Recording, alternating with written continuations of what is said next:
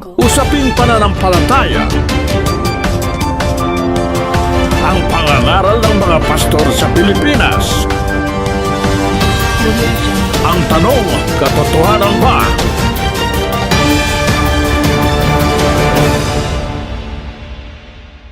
Ang mapapanood ninyong video ay tungkol sa pabago-bago ng aral.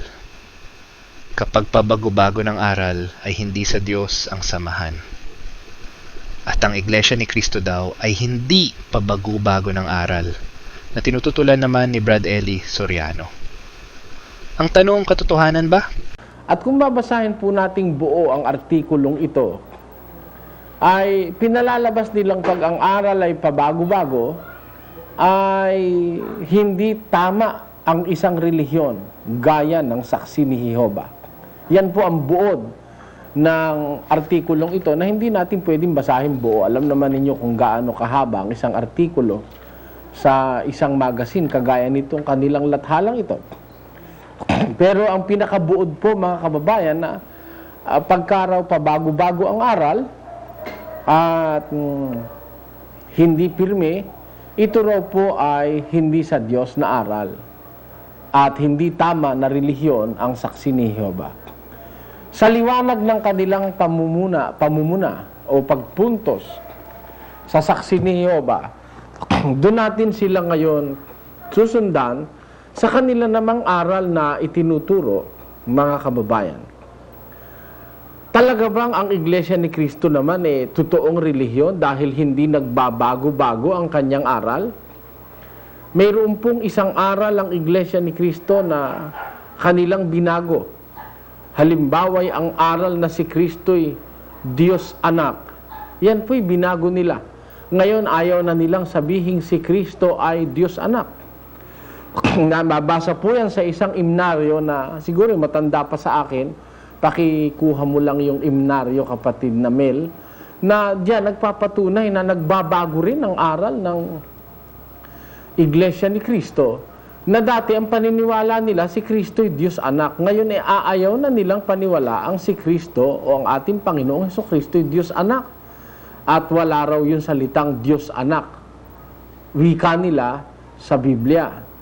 Ngayon, yan isang pruweba ko sa inyo na ang Iglesia ni Cristo ay nagbabago-bago rin ng aral. Dahil dati, pinaniniwalaan nila si Kristo na Diyos Anak. Kaya sa kanilang imnaryo na ating nakuha, nakalagay doon Iglesia ti Diyos Anak. Revelation ito sa mga kaanib ng Iglesia ni Cristo na ang kanilang unang aral ay tinatawag nilang Diyos Anak ang Panginoong Hesus. Hindi naman katakataka. Dahil si Felix Manalo ay galing sa iba't ibang relihiyon na ang paniniwala ay Diyos ang Panginoong Hesus. Imnaryo pong Ilocano, yung unang-una pang mga salin. Ngayon, diyan pruwebang nagbago ang kanilang aral. Meron silang aral na binago. At yan po ating tatalakayin sa isang separate na taksa tungkol dun sa binago nilang Iglesia ti Diyos Anak. Yan po ibig kong ipakita sa inyo, akin na yan kapatid, at ipakita natin lang sa ating mga tagapakinig yung isang imnaryo dyan na matanda na nagpapatunay na binago nila ang kanilang aral tungkol sa paniniwala nila sa ating Panginoong Hesukristo. Dito nga po binura pa nung may-ari ng imnaryo na ito. Sa pahina 17 nitong matandang imnaryong, siguro naman po makikita ninyo kung gaano katanda ito, luray-luray na po ito ay makikita ninyo dito ang salita na ikinakailangan ngayon at aayaw na tanggapin ng Iglesia ni Cristo. Agsubli ka ngad daras Iglesia ti Diyos Anak. Ayon. Iglesia ng Diyos Anak. Dito nakasulat yung salitang Diyos Anak. Pahina 17 nitong imnaryo sa 89 nito pa ring imnaryong ito. Ngayon, hindi po ako marunong ng Ilocano, kaya binabasa ko lang na siguro ang pagbasa ko ay maaaring hindi tama. Dito nakikita na naniniwala sila na ang ating Panginoon Kristo ay Diyos Anak. Ngayon, ang aral na ito'y binago ng Iglesia ni Cristo. Hindi na sila naniniwala ngayon na si Kristo'y Diyos Anak. Ang kanilang paniwala, si Kristo'y tao, mga kababayan. Bagaman nung unang panahon, ng bago-bago pa, hindi sila basta naniniwalang taon-tao lang si Kristo, kundi mayroon siyang pagka-Diyos at tinatawag nga nilang Diyos Anak. Ganyan din yung kalagayan ng kanilang doktrina na bawal ang pag-aalahas at pagpuputol ng buhok sa mga babaeng iglesia ni Kristo. Sa pamamagitan ng banal na kasulatan, atin pong aalamin, mga kababayan, kung totoo na bawal ba ang pagsusuot ng alahas sa Biblia? At kung talagang bawal, bakit naman binago ng Iglesia ni Kristo? Bawal ba ang pagpuputol ng buhok sa mga Kristiyano? At kung talagang bawal, bakit ito'y nabago? Ngayon ko lang nalaman ito na bawal pala ang magsuot ng alahas sa Iglesia ni Cristo dati. At bawal rin pala magpagupit ang mga babae, gaya ng pinapatupad ni Brad Ellie sa mga miyembrong babae. Sa aral ng Iglesia ni Cristo, isa-isahin po natin ito sa liwanag ng pagtuturo ng banal na kasulatan. Inuulit ko, wala tayong personal na laban sa kanino mang Iglesia ni Cristo. Ang atin pong pinag-uusapan yung aral na kanilang itinuturo. Yung doktrinang kanilang ipinatutupad sa kanilang mga kapatid. Alamin natin sa Biblia. Noong una na si Ginoong Manalo ay nangangasiwa ng Iglesia ni Cristo, ayon po sa mga matatandang Iglesia ni Cristo, lalo na po doon sa mga ministro, kagaya ni Ginoong kapatid na Nicolas Perez, nagpapatunay siya na bawal talaga sa Iglesia ni Cristo noon ang pagsusuot ng alahas sa mga babae at ang pagpuputol ng buhok. Isang Iglesia ni Cristong matanda rin na nakausap natin ay si Ginoong Javier. Yan po'y kilalang kilala. At baka isang pagkakataon ay maanyayahan natin sa ating programa si Ginoong Javier na nagpapatuo siya na talagang nung araw ay bawal sa Iglesia ni Cristo ang pag-aalahas sa mga babae at pagsusuot ng alahas at pagpuputol ng buhok. At isa pang ministro na dati o anak ng isang ministro na si Ginoong Santiago, si Ginoong Santiago ay nagpapatutuo rin na nung araw ang Iglesia ni Cristo bawal sa kanila ang pagsusuot ng alahas sa mga babae at pagpuputol ng buhok.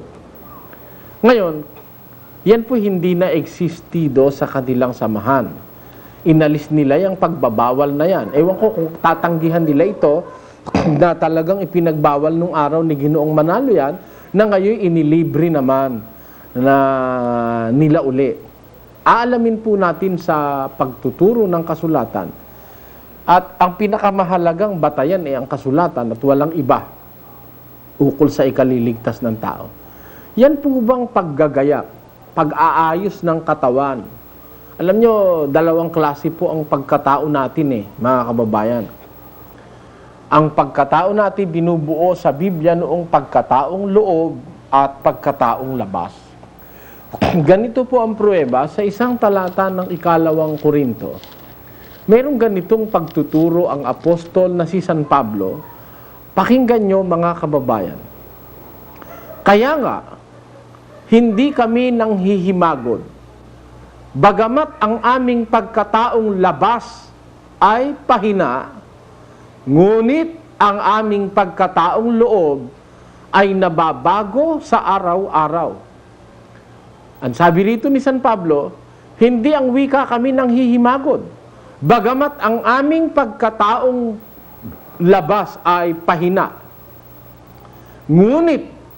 ang aming pagkataong loob ay nababago sa araw-araw. Kaya dito, binabanggit ni San Pablo yung dalawang pagkatao ng isang taong lingkod ng Diyos. Tinutukoy dito yung salitang pagkataong labas at pagkataong loob. Alin po yung tinatawag na pagkataong loob? At alin naman ang tinatawag na pagkataong labas? Pakinggan nyo sa isang talata ng unang Pedro. Merong ganitong paliwanag ang apostol na si San Pedro sa talata. Kundi ang pagkataong natatago sa puso na may damit na walang kasiraan ng espiritong maamo at payapa na may malaking halaga sa paningin ng Diyos. Dito, maliwanag nating nabasang mayroon nga talagang pagkataong loob. At kaya ito'y tinatawag na pagkataong loob.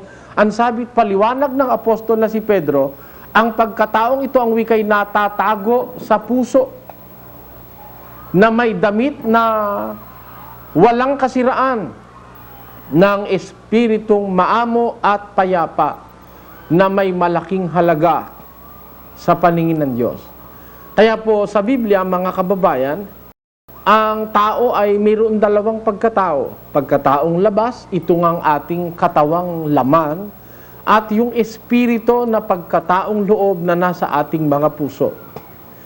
Ngayon, tungkol po sa ating pagkataong labas, marami pong pilosopya ang pinaiiral ng mga nagsasabing sila raw ay mga mangangaral kuno ng Diyos.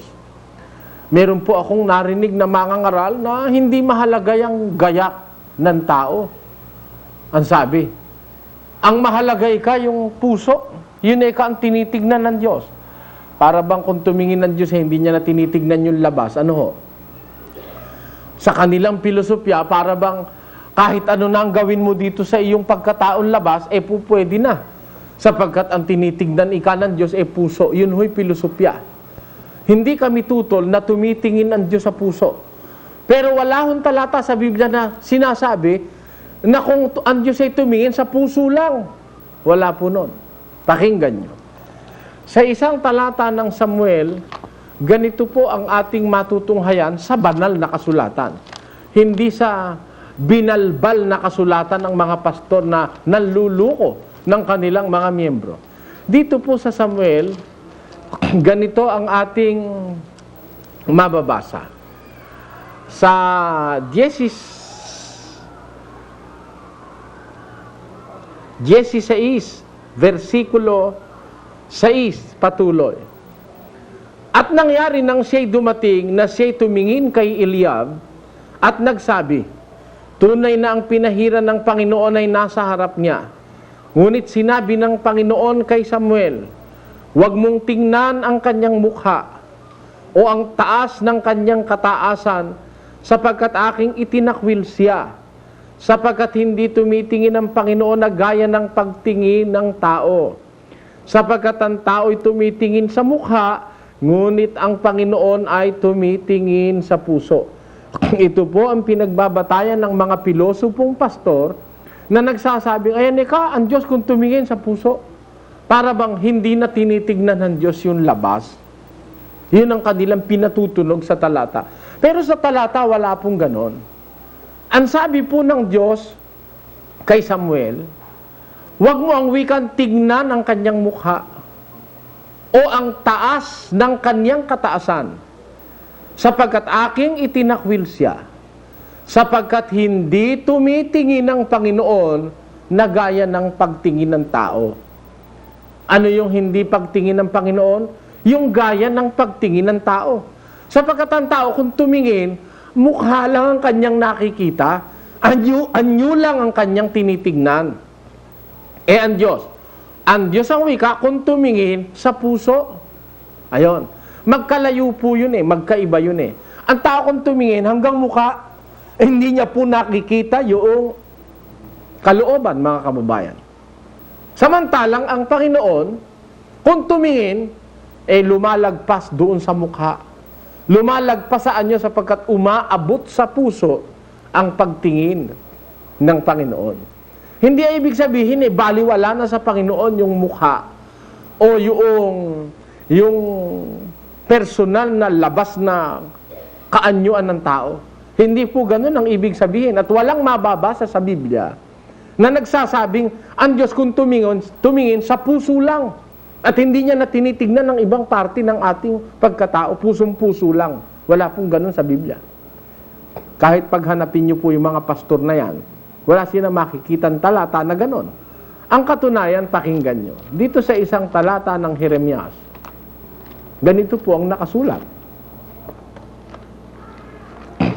Ito po ay nasa kapitulo 17 at versikulo 9 ng Jeremias.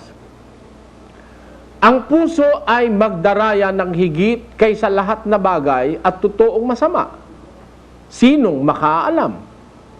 Akong Panginoon ay sumisiyasat ng pag-iisip. Aking tinatarok ang mga puso upang magbigay sa bawat tao ng ayon sa kani-kanyang lakad, ayon sa bunga ng kani-kanyang mga gawain. Tingnan ninyo, tumitingin ang Diyos, tinatarok niya ang puso. Pero hindi sinabi rito na kung tumingin siya sa puso lang. Ayon.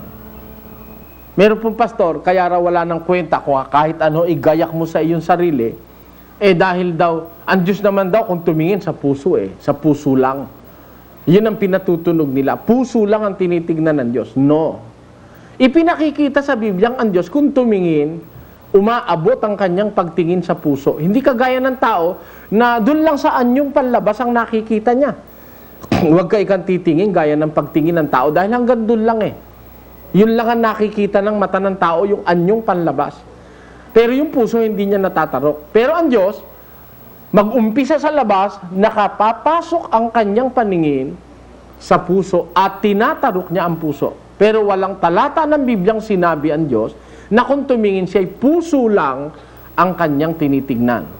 Yan po ang dapat nating makita. Kundi, ang una niyang tinitignan yung puso. Ang punto de vista ng kanyang pagtingin ay puso. Pero may mga talata ng Bibliang nagpapakita na mahalaga rin para sa Diyos kung paano natin iaayos ang ating pagkataong labas o ang ating anyong panlabas.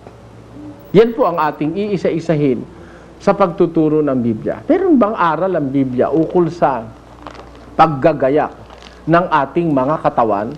Pasimulan natin doon sa panahong una. Noong bang unang panahon na ang Diyos ay nagturo sa mga tao, meron ba siyang aral ukol dyan sa anyong panlabas ng tao? Dito po sa isang talata ng Deuteronomio, ito po ay nasa 22 at versikulo 5, ganito ang ating mababasa. Ang babae ay huwag mananamit ng nauukol sa lalaki. Ni ang lalaki ay magsusuot ng pananamit ng babae. Sapagkat sino mang gumagawa ng mga bagay na ito ay karumal-dumal sa Panginoon mong Diyos. Pagmasdan nyo po sa inyong mga TV screens, pakinggan nyong mainam ang mga ang talatang binabasa ko, mga kababayan, sa inyong mga radyo. Ang sabi, ang babae ang wika, huwag mananamit ng nauukol sa lalaki. Ni ang lalaki ay magsusuot ng pananamit ng babae. Sapagkat sino mang gumagawa ng mga bagay na ito ay karumal-dumal sa Panginoon mong Diyos. Ano po ang ibig nating makita rito? Dito po pinatutunayan sa inyo na ang Diyos po tumitingin din dun sa iyong anyong labas. Tumitingin din ang Diyos kung paano mo ginagayakan yung iyong katawan. Sabi sa Biblia, pagka ang babae mananamit at ang kanyang idaramit ay ukol sa lalaki at ang lalaki na may manamit ng ukol sa babae, karumal-dumal siya sa Diyos. O di tinitignan pala ng Diyos yung kanyang pananamit. Ano ho, mga kababayan? Hindi pwedeng sabihin, hindi tinitignan ng Diyos yung kanyang pananamit. Sapagkat dito sa talatang ito, sa matandang Israel, sinabi na karumal-dumal sa Diyos yung lalaking nananamit ng pananamit babae at yung babaeng nananamit ng pananamit lalaki. Yan ang inyong basahin paulit-ulit sa inyong mga kasulatan at makikita nyo ang ibig sabihin ng talata. Hindi naman po tayo umiimbento, ito'y nasa Biblia. Kung papanong sinasabi rito sa kabilang dako, ang isa pang karumal-dumal, ganun din karumal-dumal sa Diyos, yung lalaking nananamit ng pambabae at yung babaeng nananamit ng panlalaki, karumal-dumal, ang katumbas niya na ito. Pakinggan nyo. Sa 18:10 ng Deuteronomio, huwag makakasumpong sa iyo ng sino mang nagpaparaan sa apoy ng kanyang anak na lalaki o babae, o nang huhula, o nagmamasid ng mga pamahiin, o engkantador, o manggagaway, o engkantador ng mga ahas, o nakikipagsanggunian sa mga masasamang espiritu, o mahiko, o sumasangguni sa mga patay. Sapagkat sino mang gumagawa ng mga bagay na ito ay karumal-dumal sa Panginoon. Kagrado, karumal-dumal, yung mga mahiko, ayan, yung mga magician, yung mga sumasangguni sa patay, yung sumasangguni sa masamang espiritu, yung mga espiritista, yung mga nagmamasid ng pamahiin, yung mga engkantador, sino mang gumagawa nito, ang wikay karumal-dumal sa Panginoon. Katumbas na katumbas nung nasa 22:5 na yung lalaking nananamit ng nauukol sa babae at yung babae namang nananamit panlalaki, yun ang wikay karumal-dumal sa Panginoon mong Diyos. Sabi ng banal na kasulatan. Diyan makikita nyo na hindi kahit ano gusto mong isaplot sa iyong katawan, uubra. Hindi pumapayag ang Diyos na kahit ano ang gusto mong ibaluti sa katawan mo, pwede na. Hindi. Kaya ako nagtataka ako doon sa mga pastor ngayon na nagsasabi na kahit ano isuot mo, pwede lang yan. Dahil hindi naman kayang tinitignan ng Diyos, yung puso. Kung totoo yung sinasabi nila na yun, na ganun nga ang etimolohiya ng pangungusap, bakit sasabihin pa ng Diyos na karumal-dumal yung lalaking nananamit ng pambabae at yung babaeng nananamit ng panlalaki? That will be nonsense. Kung hindi naman niya pala pinakikialaman yung isinasaplot natin sa ating mga katawan. Yan po ang pansin ninyo, mga kababayan. Ngayon, pupunta tayo sa aral Kristyanismo. Kasi yung ating binasa sa 22 ng Deuteronomio, ito'y nasasakop ng aral sa panahong mosaiko. Sa panahong Kristiyano kaya, libre na ang isang tao na isuot ang gusto niyang isuot. Pakinggan nyo sa isang talata ng banal na kasulatan.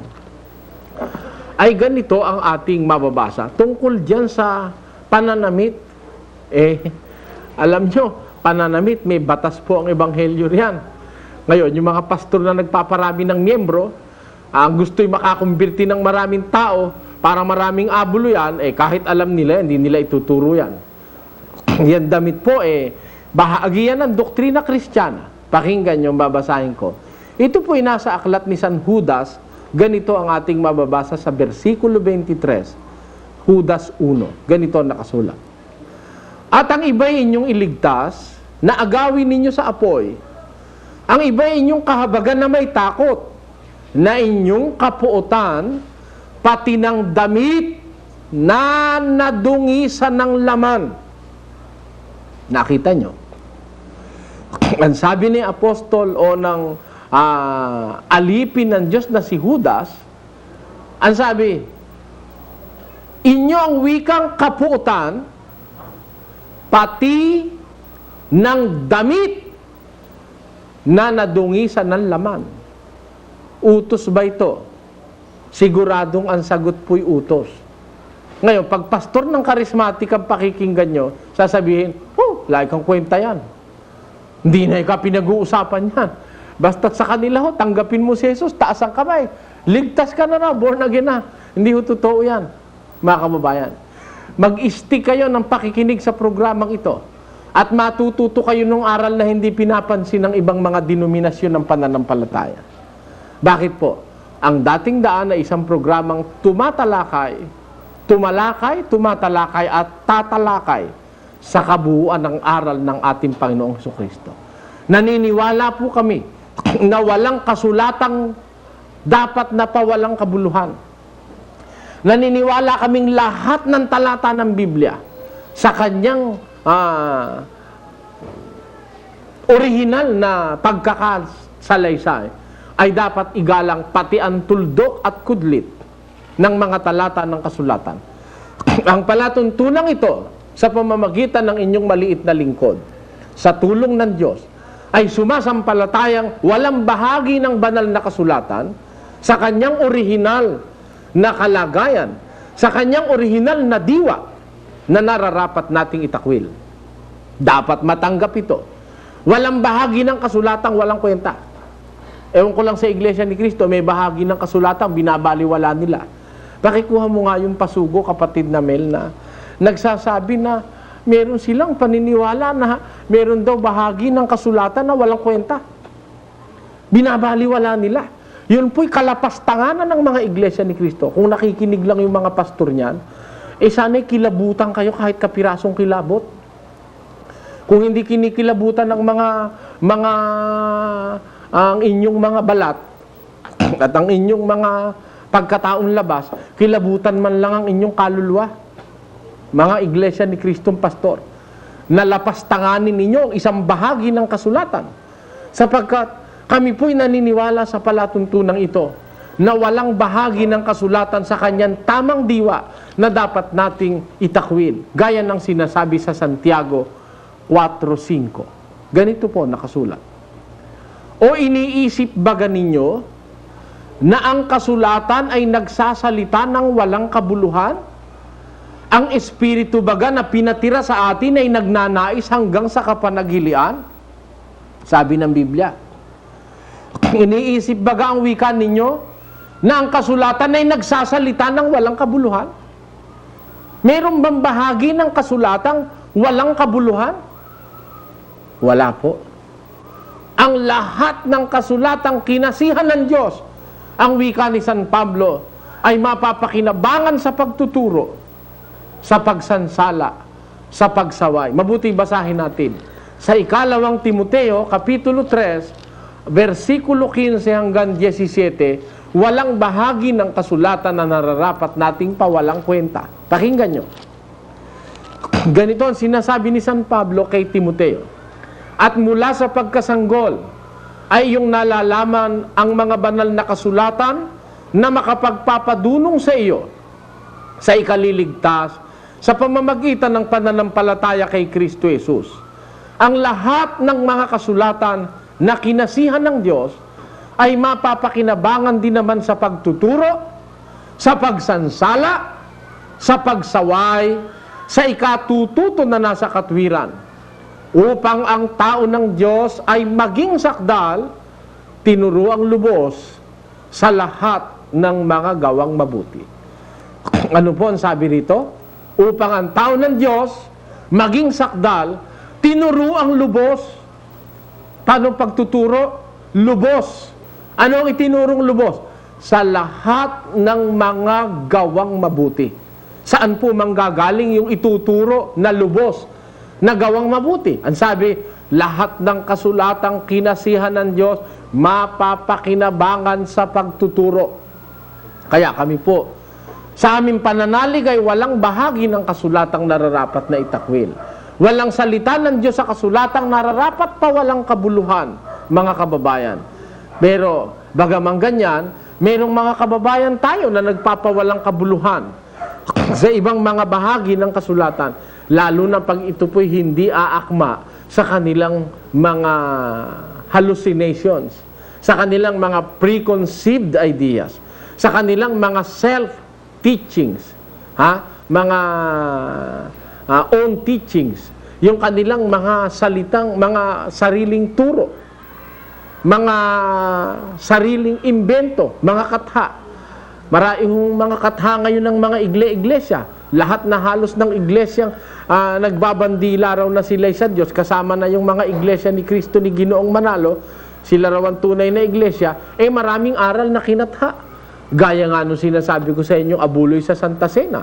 Si Kristo nag-Santa Cena, saka ang kanyang 12 alagad, hindi ho nag-abulo yan Hindi man isinama yung miyembro doon sa Santa Cena nila ng ating Panginoon Kristo, bagaman meron ng mga miyembro noon. Meron humigit kumulang 500 miyembro nung panahong buhay ang Kristo sa lupa. Hindi ho sila sinama sa Santa Cena at pagkatapos kinolektahan ng abuloy. Wala ho sa Biblia yung abuloy Santa Cena. Yun ho imbento lang ng mga pastor ngayon. Gayon din naman yung abuloy ng Huwebes, imbento ho yan. Meron ng mga pastor, yung imbento nila, yun ang sinusuhayan nila nung makukuha nilang talata sa Biblia kahit na mali ang interpretasyon. Pero pagka yung kanilang doktrina ay sasalungatin ng Biblia, kahit na po nasa Biblia, binabaliwala nila. Ganyan po ang ibang mga pastor, gaya ng mga pastor ng Iglesia ni Cristo. At maya-maya po ipakikita ko sa inyo yung sinasabi ko na mayroong bahagi ng kasulatang binabaliwala ng mga Iglesia ni Cristo. Samantalang, ang palatuntunang ito, mga kababayan, ay naninindigan na isang kudlit, isang tuldok, ay hindi nararapat mawala sa kautusan hanggang sa maganap ang lahat ng bagay. Dito sa isang pasugo ng Iglesia ni Cristo, at tingnan ninyo sa inyong mga TV screens, na ang nakalagay po rito ay ganito, na the gods mentioned by Christ, doon sa 10:34-35 ng Juan, are really nothing. Biro mo? Yun daw mga Diyos na binabanggit ni Kristo sa 10:34-35 ng Juan ay, sabi nila, really nothing. Tama naman si Brad Ellie dito, na ang kasulatan ay hindi nagsasalita ng walang kabuluhan. Mapagbigyan lang nila ang kanilang sariling pinatutunayan. Ay nilalapastangan na nila ang kasulatan. Talagang walang kabuluhan. Biro mo, si Kristo nagsasalita ng walang kabuluhan. Ganong klaseng pamumusong ang natutunan nitong mga kaibigan nating Iglesia ni Kristo. Paratangan mong ang Diyos at si Kristo nagsasalita ng walang kabuluhan? Really nothing. Yung binanggit daw ni Kristo, mga Diyos, sa 10:34-35 ng Juan are really nothing. Mga tunay na walang kabuluhan. Yan ang paratang ng mga Iglesia ni Kristo. Kay Kristo at sa Ama, na nagsasalita ang Ama at si Kristo ng walang kabuluhan. Sapagkat yung salitang ikinote ni Kristo, yun po'y salita ng Diyos. Sa Matandang Tipan, sa aklat ng Matandang Tipan. Yun daw, walang kwenta raw yun. They are really nothing. At darating po ang araw, pag-aaralan natin yan, sa isang separate na pag-aaral. Samantala, pinakikita ko lang sa inyo, na ganyan kung lumapastangan sa Biblia ang mga mangangaral ng Iglesia ni Kristo. Yan po hindi nyo maaasahan sa amin. Ang palatuntunang ito'y tagapagtaguyod ng salita ng Diyos sa Biblia. Amin pong pinipilit na yung salita ng Diyos ay amin pong maipahayag na lahat. Kaya dito, miski pananamit, napapansin nyo, ang ating tema ng pag-uusap ngayon, pananamit. Pananamit. Isinusuot sa katawang laman ng tao. Yan pananamit. Dito sa aral ng Ebanghelyo, ito hindi naman maaaring alisin sa Biblia.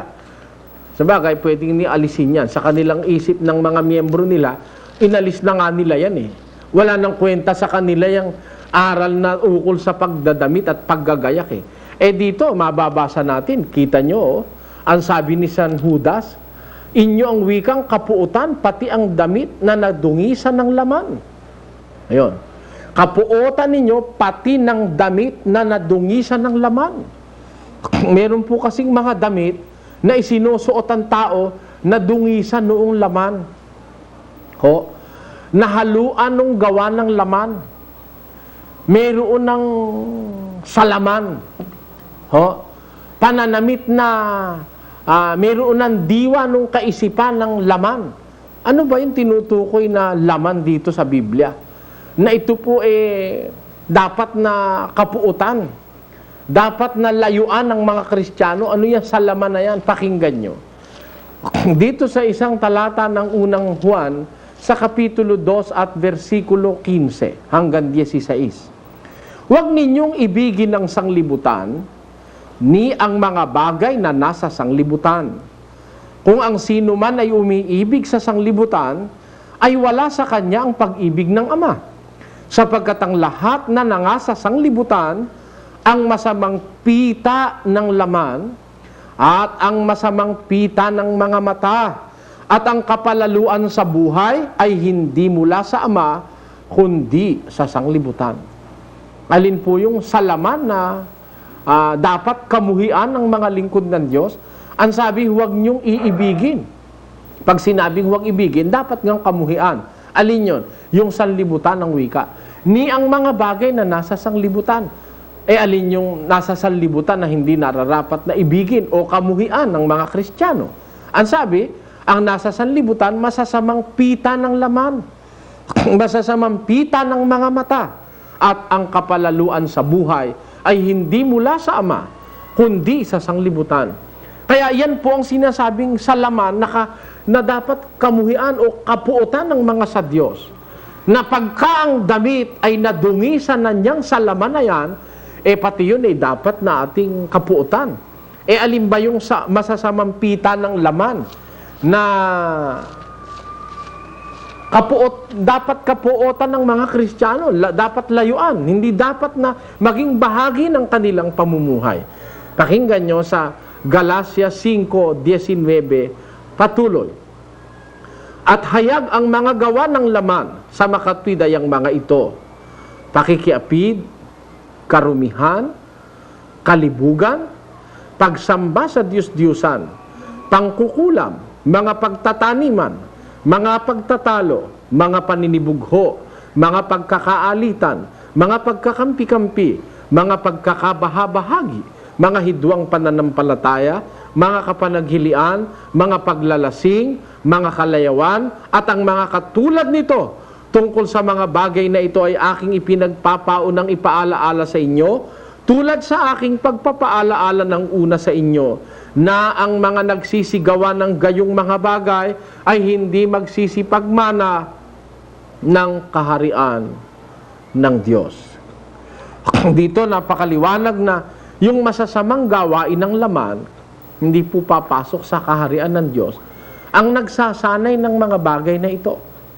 Kaya, pagka ang isang tao'y mananamit at merong inkling dun sa masasamang pita ng laman, ang kanyang pananamit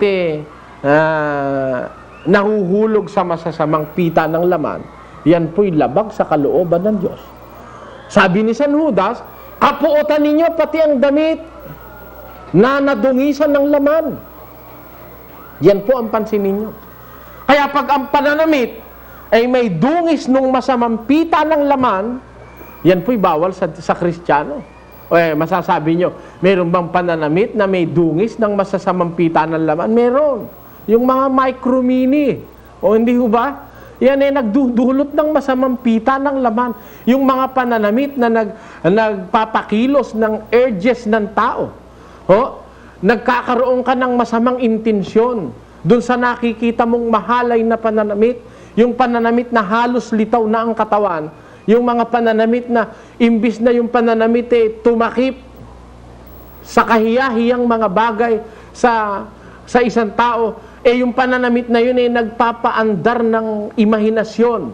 Yung pananamit na yun ay nagsasuggest ng masamang imahinasyon sa nakakakita. Kasi po dalawa yung nagagawa ng damit, hindi lang nakikita ng iba, pero dalawa po ang nagagawa niyan. Yung damit, nakapagpapaalis ng masamang maiisip kung ang isang tao'y nananamit ng maayos na pananamit. Yung masamang maiisip ng kapwa na nakakakita ay naaalis. Pero yung damit, sa kanyang pagiging damit, nakapagdudulot po yan ng masamang isipin sa isang nakakakita. Mga kababayan, ang bagay na hindi natin matatanggihan sa Biblia. Sinasabi ng Biblia ang bagay na ito, may mga damit na nadungisan ng laman. Ibig sabihin, nagkaroon ng diwa ang pananamit na yan na nagkaroon ng diwa ng salaman. Nakakapag-suhestyon ng masamang pita. Meron pong damit itinakip sa katawan ng tao, lalo kang parang nananabik hindi ho ba? Aminin lang natin. Wag lang tayong plastic. Meron damit nakadamit yung nakikita mo, pero naghahangad ka ng makita mo yung nakatago sa damit dahil isinusuhestyon ng damit. Ayun. Isinusuhestyon ng damit na maghangad kang makita mo yung nakatago sa loob ng pananamit. O, walang kaplastikang pag-uusap ito. Hindi ho ba may ganyang pananamit? Pero sa kabilang dako, may pananamit na kung meron ka mang naiisip, natatakpan ng pananamit. Napipigil nung maayos na pananamit yung pagkakaroon mo ng masamang pita ng mata. O, pakinggan nyo at uulitin ko. Kaya sasabihin, tanggapin si Jesus, ligtas na. Paliwanag mo ang pagtanggap kay Jesus. Pakita mo ang aral ni Jesus. Hindi pinakikita ito ng ibang pastor. Puro tanggapin si Jesus, puro tanggapin si Jesus. Sinong Jesus yun? Jesus minus the aral? Jesus minus the doctrine? Hindi ka maliligtas ng Jesus na walang doktrina. Ang Jesus ng Biblia ay may doktrinang itinuro. Pag tinanggap mo siya, dapat natanggap mo ka-equal na matanggap mo pati ang kanyang doktrina. Bakit? Sabi ni Kristo, ang tumatanggap ng aking pananalita, yun ang tumatanggap sa akin. Ang hindi tumatanggap ng pananalita ko, yun ang nagtatakwil sa akin. Ang sabi niya doon sa 12 ng Juan, mga kababayan. Ngayon, anong katunayan dito? Yung masamang pita ng mata at yung masamang pita ng laman ay ayaw ng Diyos yan na ayaw niya na yan manatili sa kanyang mga lingkod. Kaya miski pananamit dapat na huwag mag-suhestyon yung bagay na yan. Ito, basahin natin ulit. Huwag ninyong ibigin ng sanglibutan niyang mga bagay na nasa sanglibutan. Kung sino man ay umiibig sa sanglibutan ay wala sa kanyang pag-ibig ng Ama. Sapagkat ang lahat ng nangasa sanglibutan, ang masamang pita ng laman, at ang masamang pita ng mga mata, at ang kapalaluan sa buhay ay hindi mula sa Ama, kundi sa sanglibutan. Tinan ninyo, dito may binabanggit masamang pita ng laman, masamang pita ng mata. Pagka po ang pananamit nag-uudyok ng masamang pita ng laman, at pag ang pananamit ay nag-uudyok ng masamang pita ng mata, yun ang mga damit na may dungis ng laman.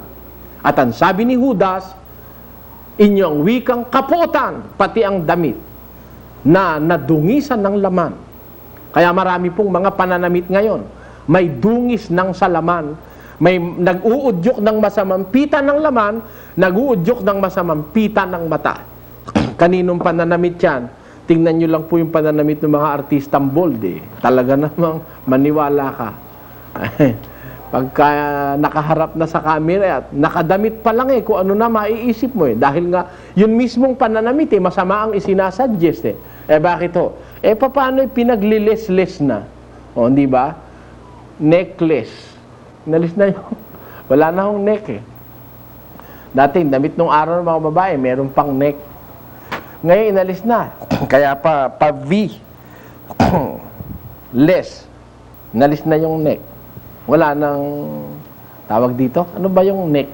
Dito yung pantakip sa liig. Wala na yun. V. V-shape na.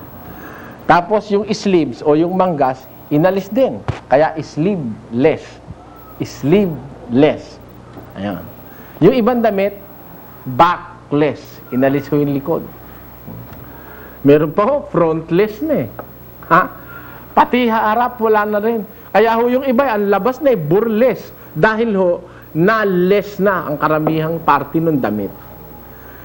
Ganyan. Hindi ho ba yan nakapagdudulot ng masamang pita ng mata at masamang pita ng laman sa isang tumitingin? Yay gawa ng makasanlibutang diwa ng demonyo. Kaya ang sabi ni San Juan, huwag niyong iibigin ng mga bagay na nasa sanlibutan.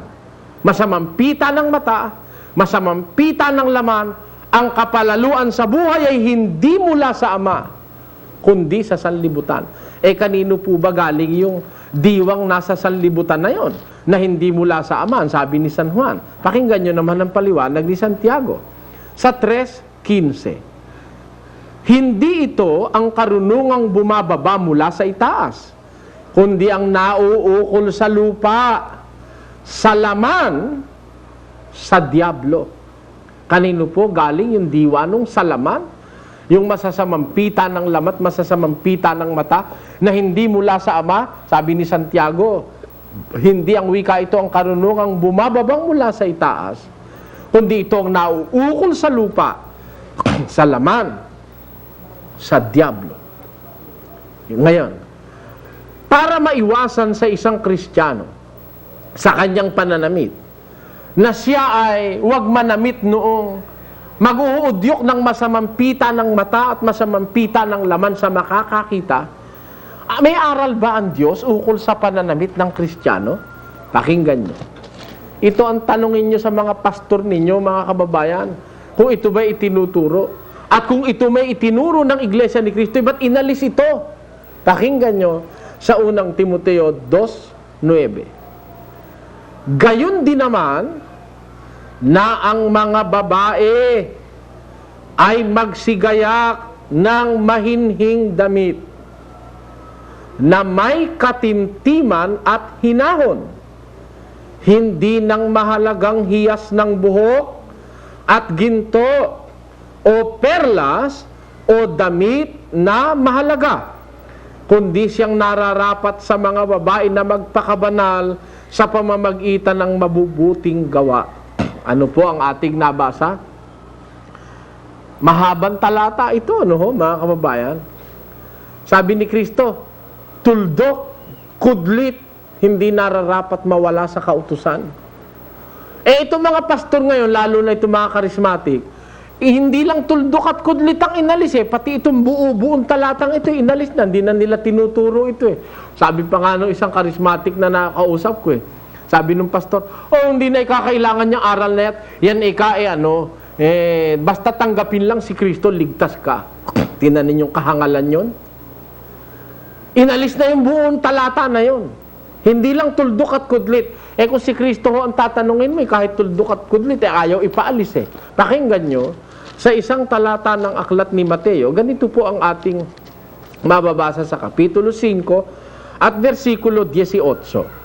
Sapagkat katotohanang sinasabi ko sa inyo, hanggang sa mga walang langit at ang lupa, ang isang tuldok o isang kudlit sa anumang paraan ay hindi mawawala sa kautusan hanggang sa maganapang lahat ng mga bagay. Kaya pagka tayo po'y magsusulit na sa Diyos, ipagsusulit mo pati tuldok at kudlit sa kautusan. Hindi mo po pwedeng yung kautusan alisan mo ng tuldok at kudlit kung may tuldok at may kudlit. Ito mga pastor ngayon, inalis ng buo itong 2:9 ng Timoteo. Ngayon, ibig kong basahin muli sa inyo mga kababayan. Sabi ganito, gayon din naman na ang mga babae. Kita nyo, utos ba ito o hindi? Utos po ito sa Ebanghelyo. Sasabihin nyo, full gospel kayo. Maraming full gospel daw sila dyan. Si Ginoong gospel daw siya. Pero yung asawa niya, nakaalahas. Di ba? Hindi personal ito, prinsipyo pag-uusap. Si kaibigan, gospel daw sila. Pero yung asawa niya, nakaalahas. Marami diyang mga relihiyon ngayon. Kaya ko sinasabi pangalan, hindi para siraan sila, kundi para i-pinpoint ko sa inyo. Yung sinasabi nilang full gospel ay kasinungalingan. Because this is a part of the gospel. Sinong matinong abogado dyan ang hahatol that this is not a part of the gospel? Hindi ba? Bahagi ng gospel ito, nang sabihin ng Panginoon sa Kristo ito. Pag sinabi niyang this is not a part of the gospel, palagay ko, hindi niya naintindihan yung salitang gospel. Hindi niya naintindihan ang aral ng Ebanghelyo. Hindi ba ito'y part of the gospel? Ang sabi ng gospel, gayon din naman na ang mga babae ay magsigayak ng mahinhing damit na may katimtiman at hinahon, hindi ng mahalagang hiyas ng buhok at ginto o perlas o damit na mahalaga. Utos ba ito o hindi? Utos po ito, direktiba ito. Dalawang klase kasi utos mga kababayan. Isang prohibitibo at isang direktibo. Yung directive, yun po ipinatutupad. Yun naman prohibitive, yun binabawal. Kagaya halimbawa, huwag kang papatay. Ayun, prohibitibo yun. Yun namang directive. Ang sabi doon Ibigin mo ang iyong kapwa gaya ng iyong sarili. Yun direktiba yun. Ganon-ganon itong utos na ito. Ang sabi ni San Pablo, gayon din naman ang wika ang mga babae ay magsigayak ng mahinhing damit. Anong klaseng kahinhinan? May katimtiman at hinahon. Hindi ng mahahalagang hiyas ng buhok o ng ginto o perlas o damit na mahalaga. Kaya yung mga pastor ngayon, kunyari full gospel, makita mo mga asawa, tagtad ng katakot-takot na alahas. Huwag kayo maniwala doon sa mga yon, mga kababayan. Mag-aral kayong Biblia para wag tayong naluluko. Sapat na yung ipinanloko sa atin 400 taon. Sapat na yung inalipin tayo sa relihiyon. 400 taon. Ngayon, panahon na ng pagtatapat ng katotohanan. Panahon ng mabuksan ang salita ng Diyos sa Biblia. At kailangan walang reservation. Ang pagkilala kay Kristo at ang pagtanggap kay Kristo, ang pagtanggap sa lahat ng kanyang itinuro. We have no right to question the doctrines of our Lord Jesus Christ. Ito'y bahagi sa kanyang doktrina. Ang babae, gagayak ng mahinhing damit, may katimtiman, mahinahon, hindi ng mahalagang hiyas ng buhok, at ginto o perlas o damit na mahalaga. Ano ang kabuuang kahulugan ng bagay na ito?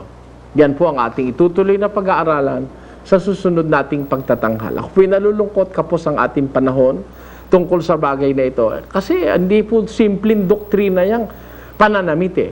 Yan napakahalagang topic ng kaligtasan sa Biblia.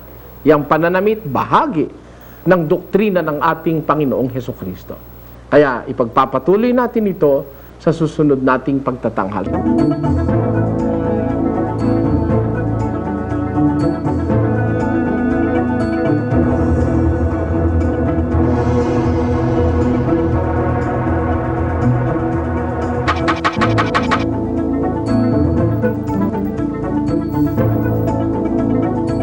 Napakinggan natin ang pangangaral ni Brad Ely na ang buod ay kung paano dapat gumayak ang Kristiyano. Maraming salamat sa panunood. Please subscribe, like, and share. Mag-comment naman kung ano ang masasabi ninyo sa aking content.